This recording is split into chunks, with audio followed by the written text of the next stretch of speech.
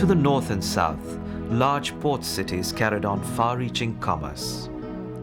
Indian and Arab merchant sailors grew rich from plying the spice trade. The spices that came here from Java and the Moluccas were shipped to Europe together with native Indian spices such as cardamom and pepper. Before refrigeration, spices used to preserve meats were as vital as salt. In 1497, 5 years after Columbus's journey westward, Vasco da Gama sailed to the east, seeking Christians and spices. He was looking for Prester John, a legendary Christian king he sought as an ally against the Islamic kingdoms. Led by Afonso de Albuquerque, Portuguese gunboats stormed the harbour at the mouth of the Mandavi River in 1510. They quickly established control. Fighting Islamic defenders with zeal still hot from the Crusades, the Portuguese soon held forts from the Arabian Sea to modern Indonesia. Within 13 years from Vasco da Gama's arrival, the key to the wealth of the East was in Portuguese hands. The city they built became the keystone of an Eastern Portuguese empire. Goa rivaled Lisbon itself in size. There was a saying, "He who has seen Goa need not see Lisbon." Rich and well-planned, Goa was soon known as Queen of all the East.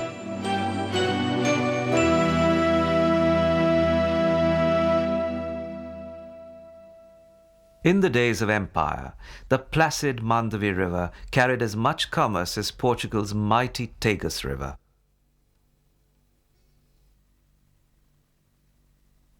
Goa's viceroys marched through the viceregal archway into a city of mansions and crowded bazaars. Today, only a few imposing churches remain of the cathedral city, a reflection of Rome in Asia as a holy center of the Catholic Church. Father John Correa Afonso, Director Emeritus of the Harris Institute at St. Xavier's College in Mumbai, is an expert on Goan history.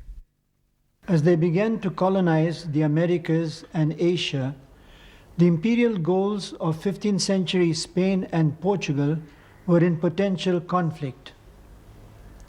So the Pope, whom Catholics considered to be the arbiter of the world, assigned the Western Hemisphere to Spain and the Eastern Hemisphere to Portugal. In time, Goa became the capital of the Portuguese seaborne empire that stretched from Africa to India to the shores of China. The importance of Goa to the Catholic Church was confirmed in 1534 when Goa was made into a diocese whose first bishop, João de Albuquerque, took possession of his see in 1539. The Se Cathedral is the largest church and the principal monument of Catholic imperialism in Goa. The Se was begun in 1562 and completed 90 years later. The architect, Giulio Simao, inherited the project halfway through and made significant changes in the design. He supported the cathedral's vault on slender piers and made the arches of the nave as high as possible in order to open up the interior into one sweeping expanse. The plan is that of the Latin cross, a church design of great ancestry. Where the cross arm, called the apse, meets the long nave, the cathedral soars to a lofty vault. In the apse or choir is the sanctuary with its gleaming gold altar.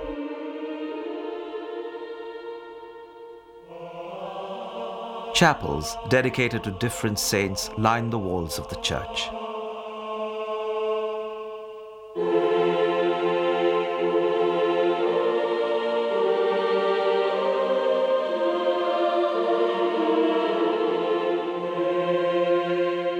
The cathedral is dedicated to Saint Catherine, whose importance to Goa was sealed when Albuquerque won a victory over the Muslims on her feast day. According to legend, the 4th century Saint Catherine rejected an emperor's offer of marriage because she was a nun or bride of Christ. 50 philosophers tried to persuade her to abandon Christianity. When they failed, she was tortured on the wheel, but the wheel broke and flew apart. When she was beheaded, milk instead of blood flowed from her neck.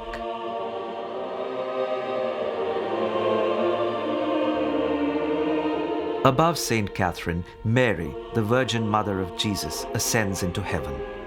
And above that, Christ is shown in the final agony of his sacrifice to redeem mankind's sins.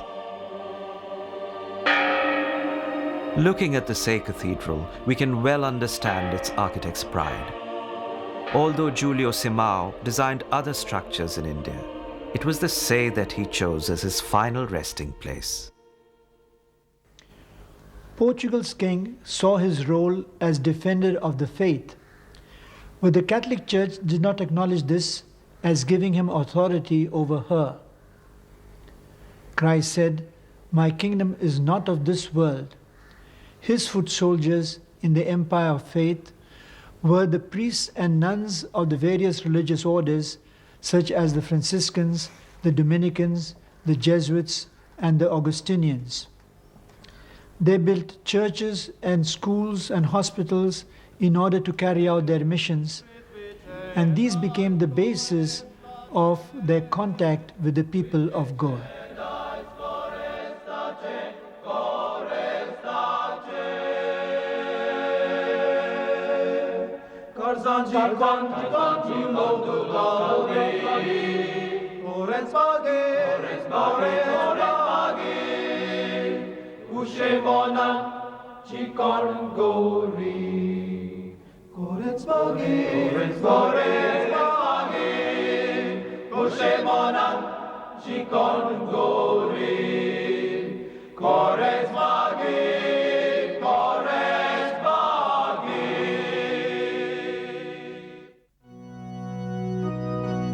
The Church of the Theatine order in Goa is Nossa Senhora da Divina Providencia, Our Lady of Divine Providence. Erected by Francesco Manco, it was begun shortly after the Se Cathedral was completed. Like the other churches of Goa, it is built of a soft stone called laterite. The white lime plaster that covers it is both a decoration and a protection.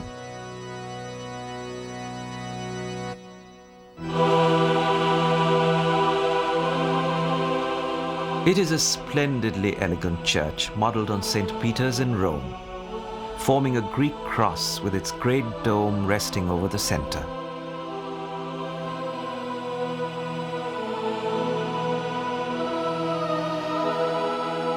The lavish retabule is meant as a luminous reflection of the glory of God's kingdom. Newly ordained priests from the pastoral college next door file in to celebrate the Eucharist, the principal sacrament of Christianity. This retabule is a monument to the Eucharist. Before his crucifixion, Christ shared a supper of bread and wine with his followers and exhorted them to perform this ceremony in his memory. In the Eucharist, the bread and wine are mystically transformed into Christ's body and blood and consumed by the celebrants in remembrance of Christ's sacrifice on the cross.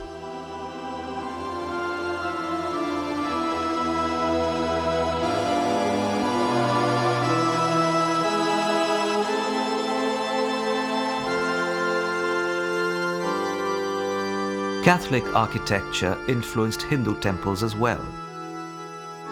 Though Hinduism was repressed in Goa, it flourished in adjacent regions beyond Portuguese control, and there some hybrid monuments were produced, such as the Saptakotishwara temple. This aesthetic cross-pollination is also visible in the Shanta Durga temple. Its dome in particular reflects an appreciation for the Roman monumentality of Goa's churches.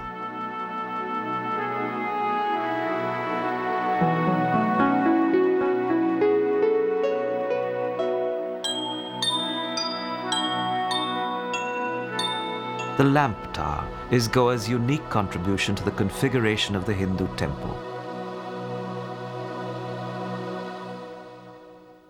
Goan culture was influenced not only by Catholic architecture, but also by the representatives of the church.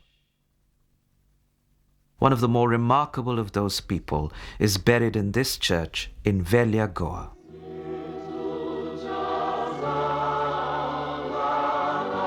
This dazzlingly ornamented tomb contains the body of Saint Francis Xavier, laid to rest here at the end of an astonishing life. Saint Francis Xavier was an early member of the religious order launched in 1534 by Saint Ignatius of Loyola and known as the Society of Jesus. In addition to the usual vows of poverty, chastity, and obedience, the Jesuits emphasized loyalty to the Pope and foreign missionary service.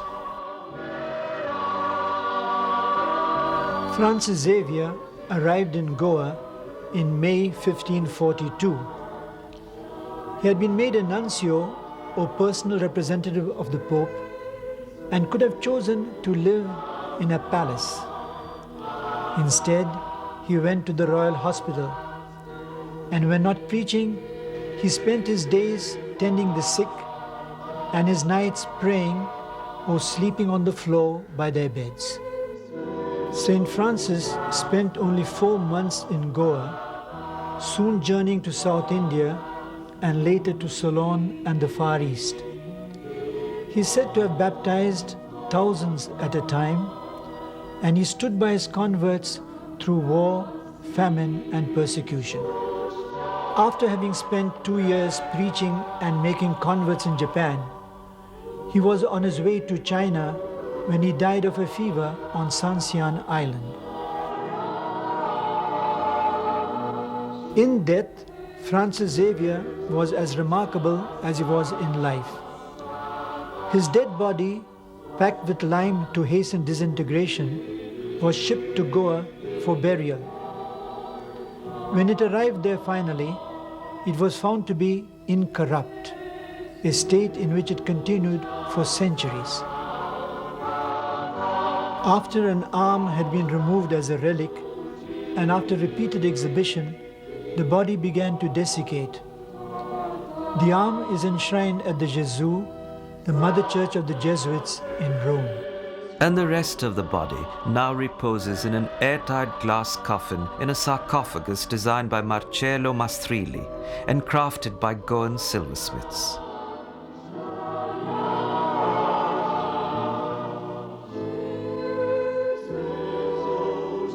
The pedestal was commissioned by the Grand Duke of Tuscany, Cosimo III, and built by Florentine master Foggini, a truly multicultural resting place.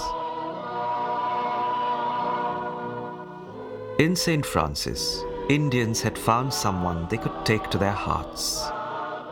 As contemporaries said of St. Francis Xavier, had his body been as large as his spirit, the world would not have been able to contain him.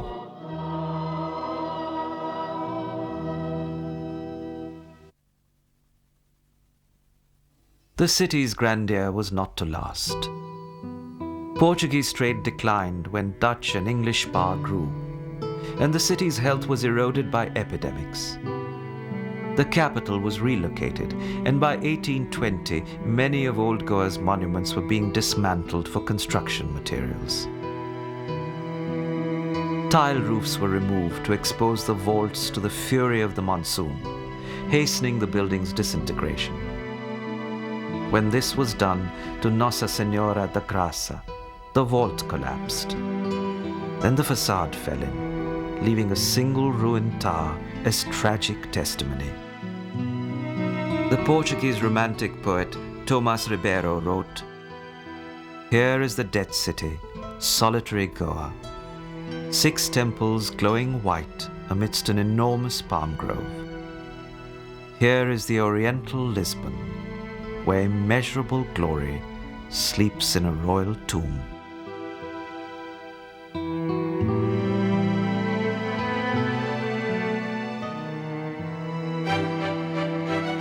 While the Portuguese metropolis of Velha Goa was collapsing, an Indian Goa was arising, at first in the decaying capital, but moving later to the villages surrounding it. Baroque and Indian architecture share at least one characteristic. They both emphasize multiplicity of ornamentation. Multiple vertical and horizontal divisions on both the interiors and exteriors of the Indian Baroque churches create monumentality through a net-like repetition of features. The Baroque aesthetic emphasized lightness. Rounded groin vaults and hollowed-out niches contribute a sense of soaring ethereality. Reticles are gold-leafed to suggest the yellow glow of divine light, transforming the entire church into a celestial realm.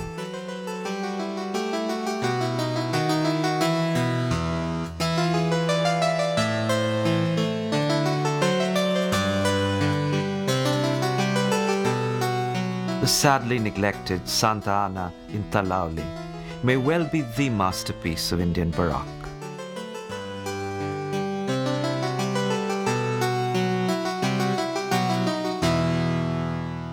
It is a jewel of design, illuminated by the fusing of two aesthetics, Indian and European.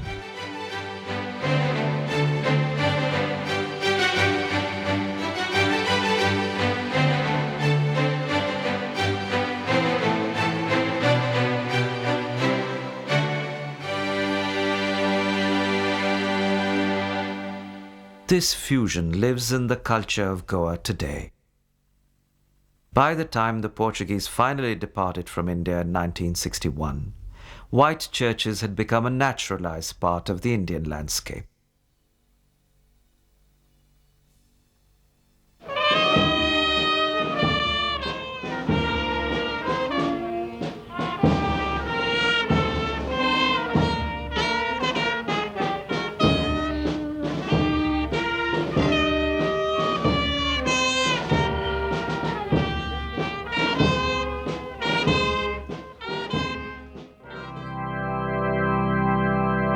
In 1962, the church leadership reformed Catholic ritual. Worship is no longer conducted in Latin, but in indigenous languages, and may include local practices. This new flexibility freed Goan Catholicism to find its own forms of expression. The impact of this Indianized Christianity is seen everywhere, from the great churches to private shrines, hidden in ancestral homes.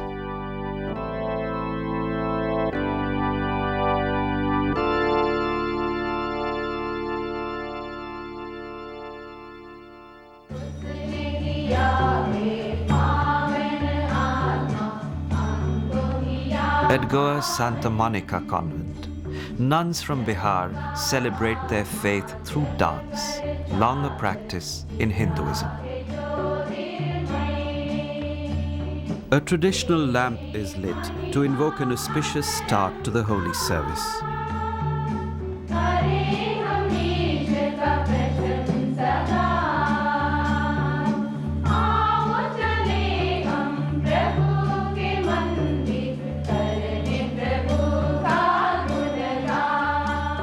Offerings are proffered in the style used to honor Hindu or Jain deities.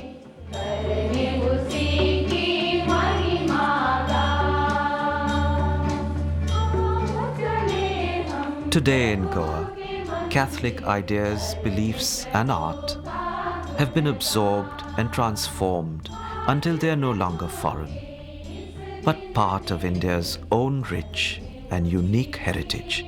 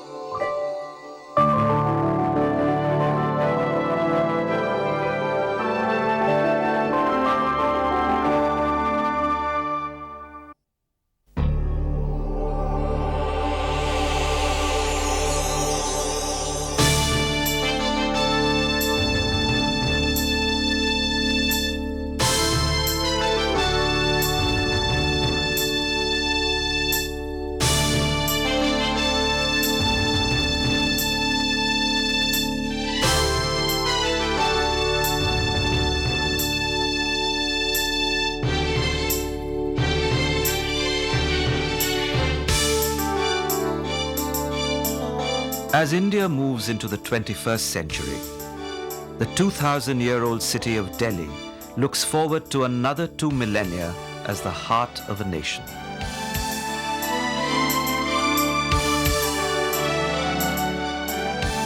Delhi today is like an avatar of the spirit of India, whose body shows traces of all her previous lives.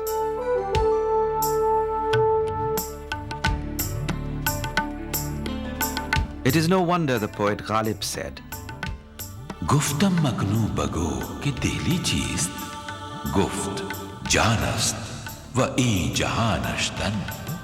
I asked my heart, what is Delhi? It replied, the world is the body, Delhi its soul. Tradition refers to the 7 cities of Delhi, but the relics of many more empires lie scattered across the city's sprawling expanse. Delhi's central location, between the important frontiers on the west and the fertile river valleys of the east, explains why it has been continuously inhabited for over 2,000 years.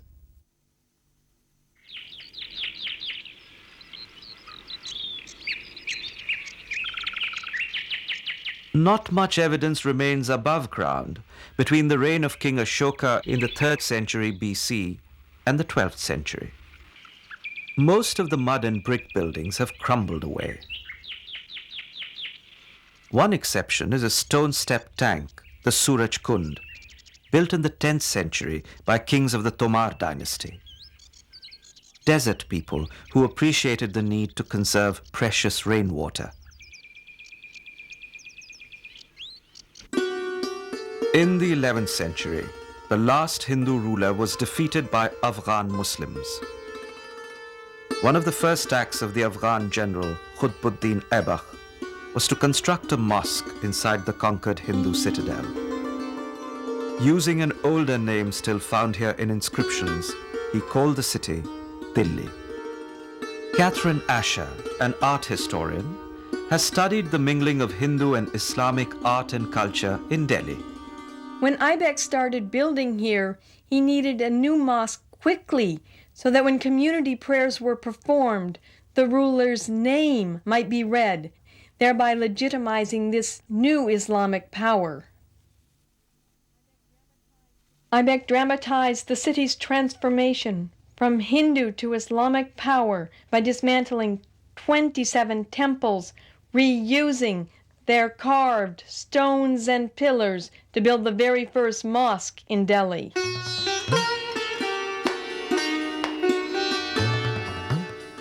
Like the mosques in his native Afghanistan, the open courtyard has a prayer chamber facing Mecca and covered galleries on the other 3